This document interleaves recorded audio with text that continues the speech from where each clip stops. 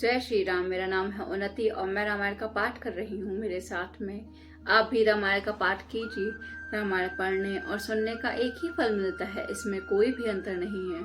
मैं इसका पाठ पढ़ के कर रही हूँ और आप इसका पाठ इसे सुनकर के अवश्य कीजिए। आइए जानते हैं कि रामायण में क्या लिखा है। सब लोग श्री रामचंद्र जी के प्रेम के मारे शिथिल होने के कारण सूर्यास्त होने तक दिन भर में 2 ही कोस चल पाए और जल इस सुपासु देखकर रात को वहीं बिना खाए पिए ही रह गए।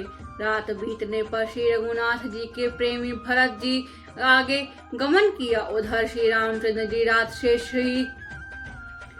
शेष रहते ही जाग गए। रात को सीता जी ने ऐसा सपना देखा जिसे वे श्री रामचंद्र जी को सुनाने लगी। मानो समाज सहित भरत जी यहाँ आए हैं। प्रभु के वियोग की अग्नि से उनका शरीर संतप्त है। सभी लोग मन में सीता जी का सपना सुनकर श्री रामचंद्र जी के नेत्रों में जल भर आया और सभी को सोच के वश से छुड़ा देने वाले प्रभु श्री रामचंद्र जी खुद ही सोच के वश में हो गए हैं। वे चिंता करने लगे हैं, लक्ष्मण यह सपना अच्छा नहीं है।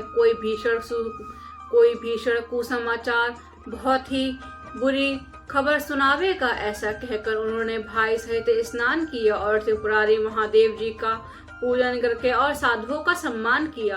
देवताओं का सम्मान, पूजन और मुनि की वंदना करके श्री रामचंद्र जी बैठ गए और उत्तर दिशा की ओर देखने लगे। आकाश में धूल छा रही है, बहुत से पक्षी और पशु व्याकुल होकर भाग रहे हैं, प्रभु के आश्रम में आ रहे हैं। तुलसीदास जी कहते हैं, प्रभु श्री रामचंद्र जी यह देखकर उठे और सोचने लगे कि क्या कारण है। वे चित आकाश युक्त हो गए और उसी समय कोल भिलाओं ने आकर सब समाचार दिया। तुलसीदास जी कहते हैं कि सुंदर मंगल वचन सुनते ही श्री रामचंद्र जी के मन में बड़ा आनंद हुआ। शरीर में पुलकावली छा गई और शरद ऋतु के कमल के समान नेत्र में प्रेम शुआ भर गए।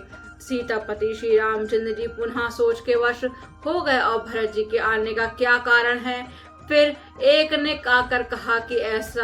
आकर कहा उनके साथ में बड़ी चतुरंगिणी सेना भी है।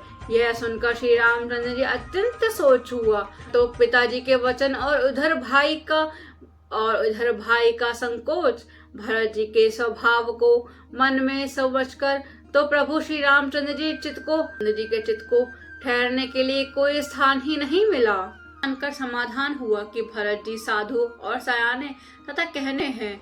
लक्ष्मण जी ने देखा कि प्रभु श्री रामचंद्र जी हृदय में चिंतित हैं, तो वे समय के अनुसार अपनी नीति युक्त विचार कहने लगे। हे स्वामी, आपके बिना ही पूछे मैं कुछ कहता हूँ। सेवक समय पर ठिठाई करने से ठीक नहीं समझा जाता। अर्थात आप पूछे तब मैं कहूँ, ऐसा अवसर नहीं है। यह मेरा कहना ठिठाई नहीं होगा। हे स्वामी, आप सर्वज्ञ हैं, आप सर्वज्ञ में शिरोमणि हैं, सब जानते ही हैं। मैं तो सेवक अपनी समझदारी की बात कहता हूँ। हे नाथ, आप परम शुद्ध है, बिना ही कारण परम हित करने वाले, सरल हृदय तथा शील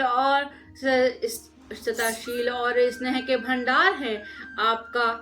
आपका सभी पर प्रेम और विश्वास है और आपने हृदय में सबको अपने ही समान जानते हैं। जय श्री राम। अब हम इसे अयोध्यापुरी की भाषा में पढ़ेंगे। आइए जानते हैं।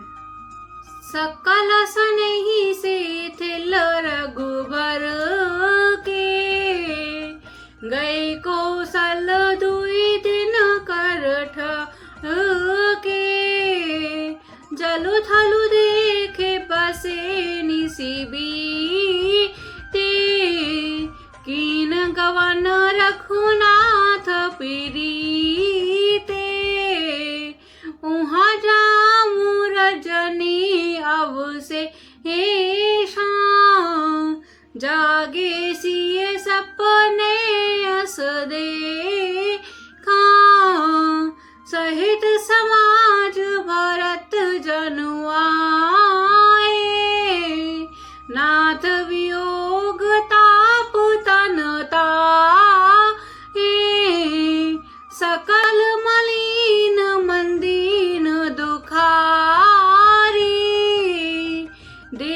सासुआ नानुहारी, सुनी सिय सपन भले भरे जल लोचन, भय सोच बस सब, भय सोच बस सोच विमोचन, खन सपने यह नीक न होई, कठिन कुचाल सुनहि कोई, अस कहि बांधु समेत नहाने, पूजी पुरारी साधु